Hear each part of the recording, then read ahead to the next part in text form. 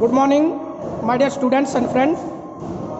आज के इस वीडियो में मैं आपको बताऊंगा 4 सिलेंडर टाटा 407 का इंजन कैसे हम ओवरहाल करते हैं। लेकिन इस वीडियो में हम छोटा सा वीडियो बनाने के लिए सिर्फ हम केम शाफ्ट को कैसे फिट करते हैं और क्रैंक शाफ्ट को कैसे फिट करते हैं इसके बारे में बताऊंगा। लेकिन सबसे पहले इसी वीडियो में मैंने आपको जो आपका फर्स्ट बैच है गवर्नमेंट ITI नूरपुर में डीजल मैकेनिक ट्रेड में, उसमें जो स्टूडेंट हैं उनका ही इंटरव्यू कराऊंगा। सबसे पहले आपका नाम? अरुण शर्मा,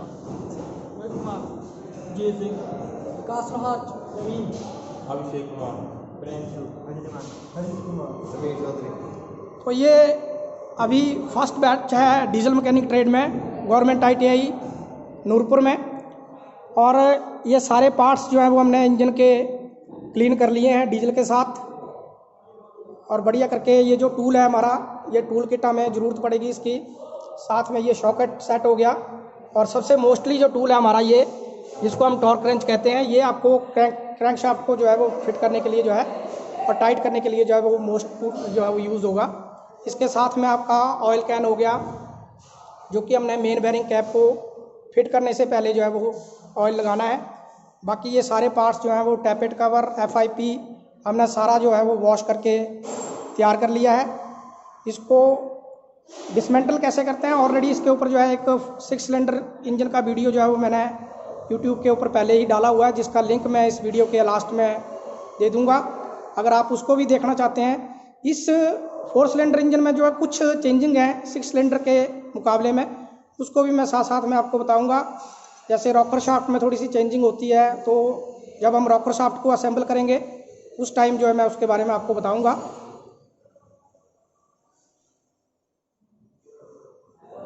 तो अभी हमने क्रैंक शाफ्ट को फिट करने के लिए सबसे पहले जो है हमने ये जो मेन जर्नल वाली जगह है, यहाँ पर हमने जो है लुब्रिकेटिंग ऑयल लगाना है।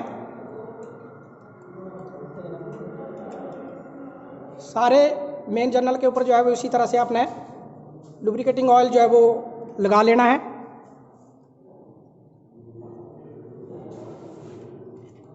ये ध्यान रखना है आपने, जब भी आपने सिलेंडर ब्लॉक की क्लीनिंग करनी है तो वो बड़ी अच्छी तरह से डीजल या मिट्टी के तेल से जो है पहले अच्छी तरह से साफ़ कर लेना है इसको।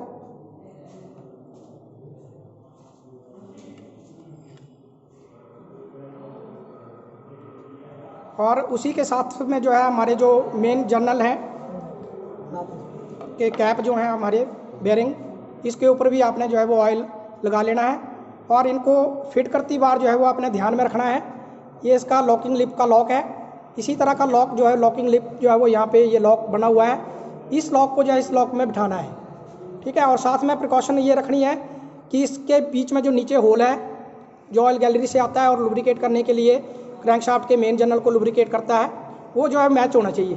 गलती से अगर आपने इस मेन बेयरिंग को जो है वो उल्टा अगर फिट कर दिया तो ये होल जो है वो आपके मैच नहीं करेंगे, जिससे आपकी क्रैंक शाफ्ट जो है वो सीज हो जाएगी, ठीक है। तो ये आप कई में अगर हो सकता है ये लॉकिंग लिप ना भी हो, तो आपने लॉकिंग लिप को नाम देखते हुए ये भी चीज़ जो है वो इसकी मैच करनी है। तो ये जो है वो आपका इस तरह से जो है वो आपने सभी बेयरिंग को जो है वो लुब्रिकेटिंग ऑयल लगाकर जो है वो फिट करना है।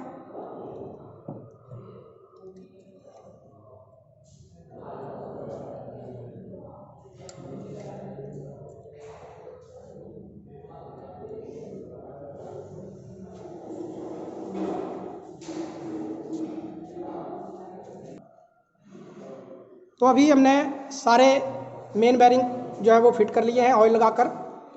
उसके बाद जो है हमने इसके ऊपर जो है वो क्रैंक शाफ्ट को जो है वो फिट करना है।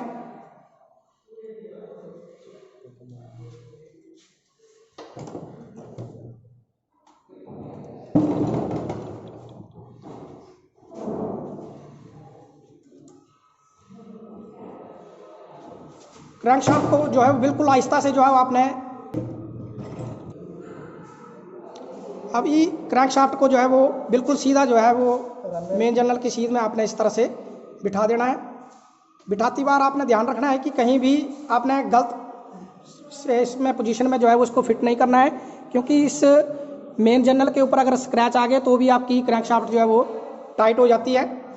अब इसके बाद जो है आपने मेन बेयरिंग कैप नंबरिंग को देखते हुए जो है वो फिट करने हैं। सबसे पहले जो है अपने सेंटर के ऊपर जो है वो यहाँ पे भी लुब्रिकेटिंग ऑयल लगा लेना है। सबसे पहले जहाँ पर आपने मेन बेयरिंग कैप लगाने हैं और क्रैंक शाफ्ट को साथ में घुमाते रहना है।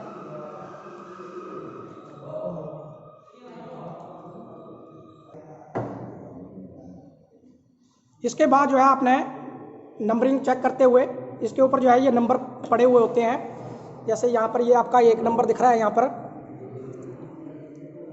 ये आपका 1 नंबर का है और ये नंबर जो है वो अपने सारे मेन बेयरिंग कैप के जो है वो चेक करने हैं और सही नंबर लगा के जो है इसको फिट करना है। और फिट करती बार जो है पहले इसके ऊपर ऑयल लगाना है।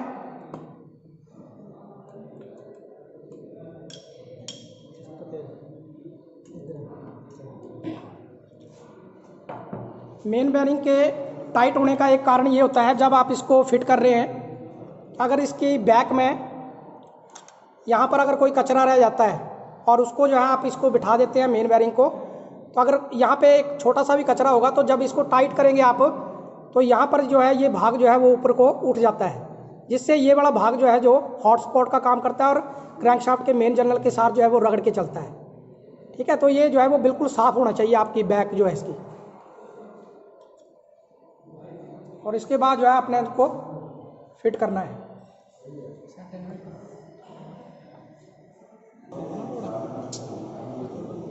ये जो मेन बेयरिंग कैप को जब आप फिट करेंगे तो इसका ये जो लॉकिंग लिप है और जो इसके क्रैंक केस में जो लॉकिंग लिप लगा हुआ है ये एक ही साइड में आना चाहिए। ठीक है, तो इसको जो है वो आपने इस तरह से जो है वो फिट करना है और सारे मेन बेयरिंग के कैप जो है वो नंबर देखते हुए जो है वो फिट कर लेने हैं।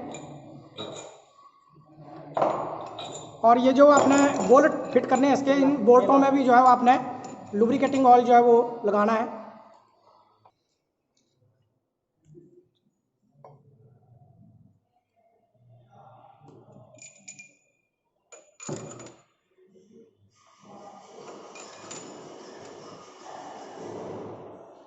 इसी तरह से सारे बोल्ट को जो है वो आपने लुब्रिकेटिंग ऑयल जो है वो लगा लेना है।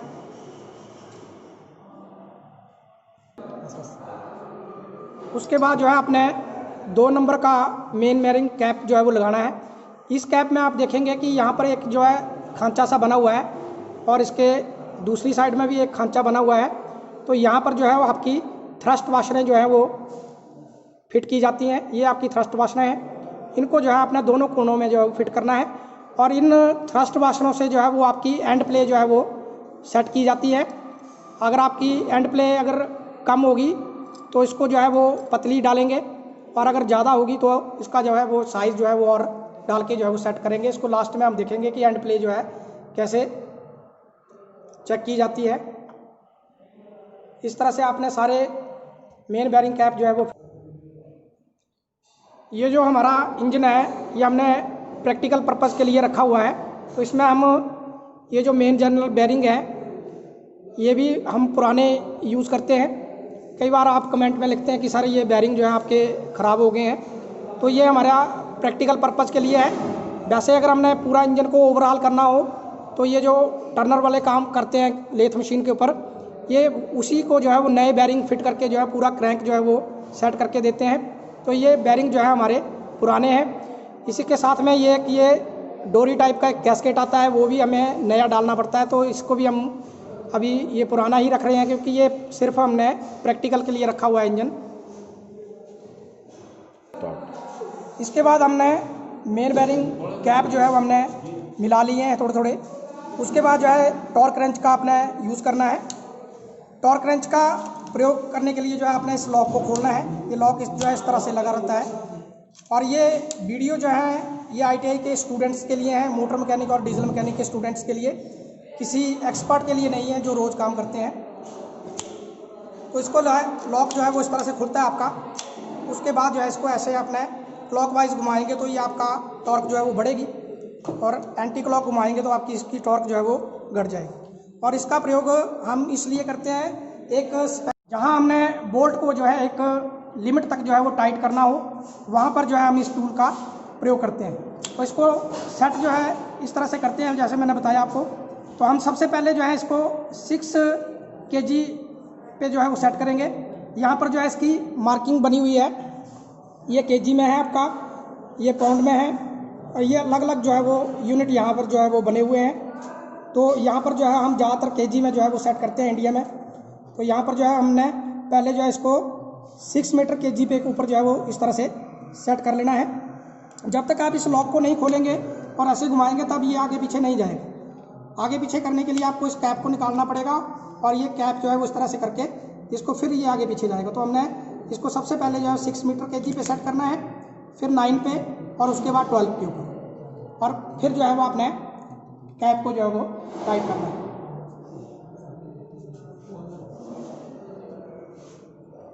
स्टॉप किया।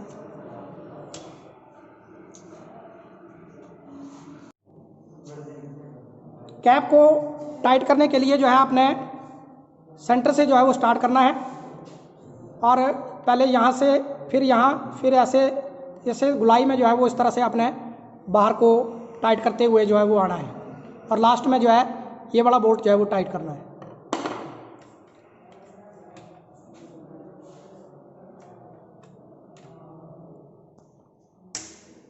और ये टक की आवाज़ जब आती है इसमें, उसके बाद जो है जो लिमिट हमने बांधी होती है वहाँ तक जो है वो आपका टॉर्क जो है ये उस नट को जो है वो टाइट कर देता है।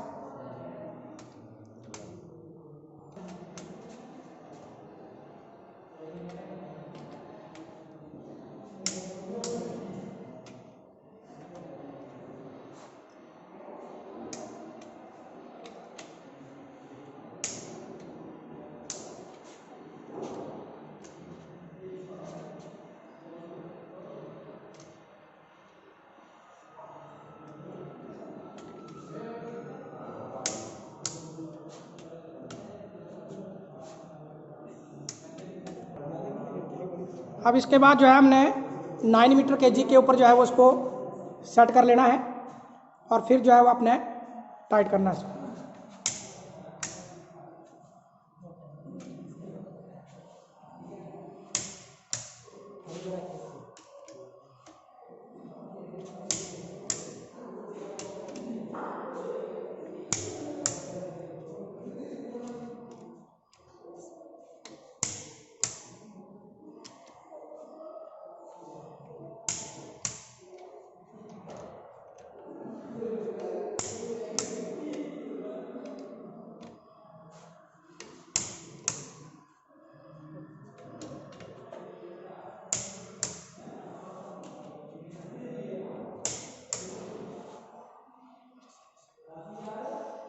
अब इसके बाद जो है अपने टॉर्क रेंच को जो है 12 मीटर kg पे ऊपर जो है वो सेट करना है, और फिर जो है इसको टाइट करना है।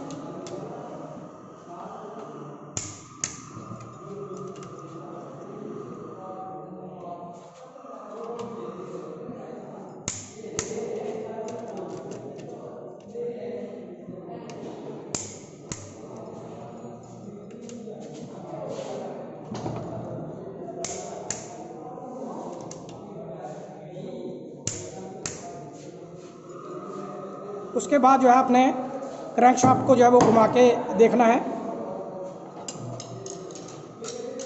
आपकी क्रैंक शाफ्ट जो है इस तरह से स्मूथ जो है वो घूमनी चाहिए, जैसे अभी आप इसमें देख रहे हैं। इस तरह से आपकी क्रैंक शाफ्ट जो है बिना रुके जो है वो आराम से घूमनी चाहिए। अगर आपको टाइट लग रही है तो इसका मतलब है कि कहीं ना कहीं आपका जो मेन बेयरिंग है वो आपका टाइट हो रहा है। तो इस तरह से जो है अपना इसकी क्रैंक शाफ्ट को जो है वो इंजन ब्लॉक के बीच में जो फिट करना है। केम शाफ्ट को फिट करने से पहले आपने जो है क्रैंक शाफ्ट की जो है वो एंड प्ले चेक कर लेनी है। एंड प्ले चेक करने के लिए जो है हम डायल बोर गेज जो है वो यहाँ पर लगाते हैं। इसके लिए जो है एक ये स्टैंड जो है वो अलग से आता है और यहाँ पर जो है इसके बीच में जो है वो मैग्नेट होता है। इसको जैसे आप ऑन ऑफ करेंगे तो मैग्नेट जो है वो ऑन हो जाएगा, जिससे जो है ये गेज जो है वो अपनी जगह से हिलेगी नहीं। तो आपको दिखाने के लिए जो है फ़िलहाल मैं टूल जो है वो इसके नीचे रखा हुआ है और उसके बाद जो है वो यहाँ पर हमने इसको 0 के ऊपर जो है वो सेट कर लिया है। और फिर जो है हैंड प्लेट सेट करने के लिए जो है हमने यहाँ पर पेचकस लगा के जो है इसको आगे पीछे करना है। और यहाँ पर आप गेज में देखेंगे अभी जब हम हिलाएंगे तो ये आपकी गेज जो है वो आगे पीछे जा रही है। तो ये एंड प्ले जो है अपने इंजन की जो मैन्युफैक्चरर होता है उसके रिकमेंड के अनुसार रखना है, क्योंकि ये अलग अलग इंजन की जो है वो अलग अलग हो सकती है। जैसे टाटा की अलग हो सकती है, मारुति वालों की अलग हो सकती है। तो ये मैनुअल जो इंजन मैनुअल आती है उसमें आपकी स्पेसिफिकेशन जो है वो दी होती है कि किस गाड़ी में जो है वो कितनी एंड प्ले रखनी है। तो वो एंड प्ले जो है वो आप इस डायल बोर गेज को जो है वो इस क्रैंक शाफ्ट के अगले भाग में जो है वो लगाकर इस तरह से चेक कर सकते हैं। ऐसे आगे करेंगे तो आपकी गेज जो है वो यहाँ पर इसकी एंड प्ले को जो है वो दर्शाएगी। तो इस तरह से आपने केम शाफ्ट को फिट करने से पहले जो है इसकी एंड प्ले जो है वो चेक कर लेनी है। क्रैंक शाफ्ट की एंड प्ले चेक करने के बाद आपने केम शाफ्ट को जो है वो अच्छी तरह से साफ़ करना है और इसमें जो है वो लुब्रिकेटिंग ऑयल लगाना है। और साथ में ये जो केम शाफ्ट के मेन जर्नल है इसके बीच में भी आपने लुब्रिकेटिंग ऑयल लगाना है।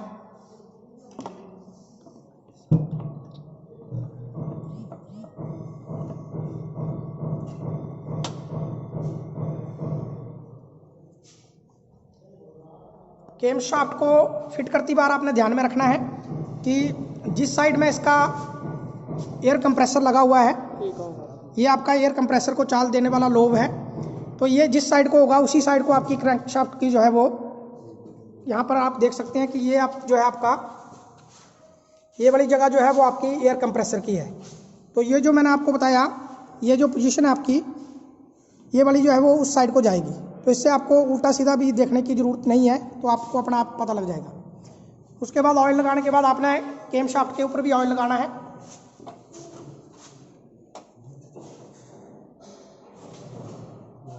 मेन जर्नल के और सारी लोब्स के ऊपर जो है वो लुब्रिकेटिंग ऑयल लगाना है अच्छी तरह से।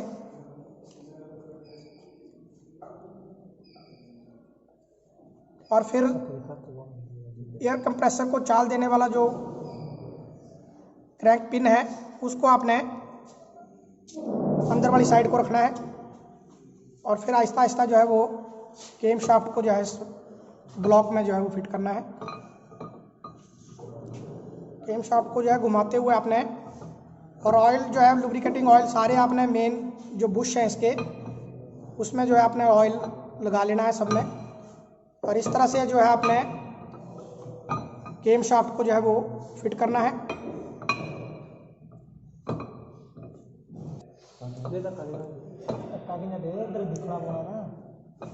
इस तरह से आपने घुमाते हुए जो है वो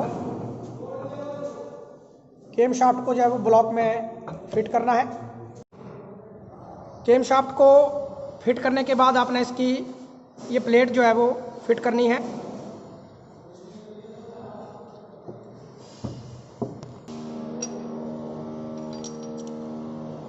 और इसके जो बोल्ट हैं इनको आपने अच्छी तरह से टाइट कर देना है। बोल्ट को टाइट करने के बाद फिर ये आपने वाशर यहाँ पे लगानी है और फिर इसकी काटर फिट करनी है।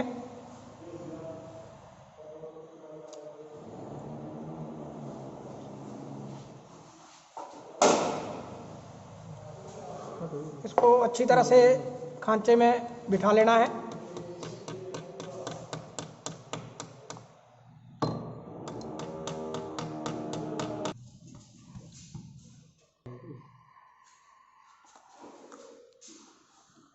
ये बोल्ट और वाशर फिट करने के बाद जो है आपने जो इसका इंजन का टाइमिंग है जो सबसे मेन काम होता है इंजन में, इसको मिलाने के लिए एक निशान जो है आपका ये क्रैंकशाफ्ट के गियर के ऊपर होता है और 2 निशान जो है ये केमशाफ्ट के गियर के ऊपर जो है वो बने हुए होते हैं।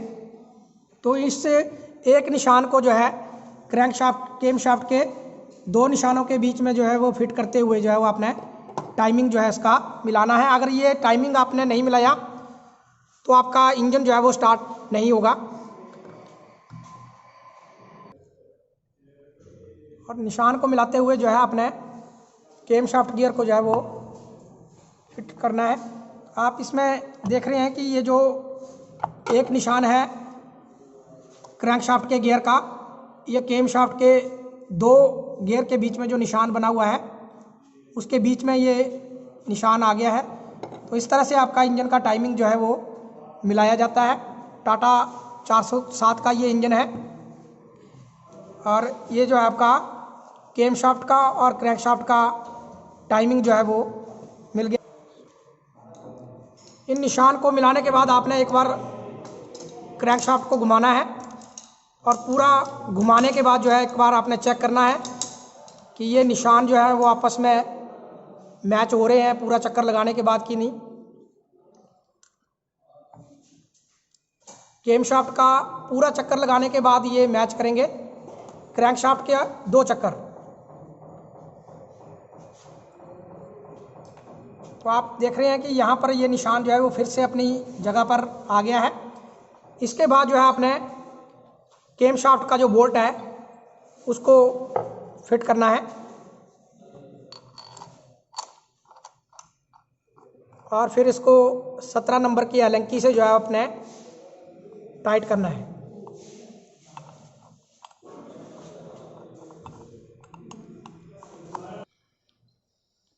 इसके बाद जो है आपने यहाँ गियर में जो है वो चीज़ल फंसा के जो है इसको टाइट करना है।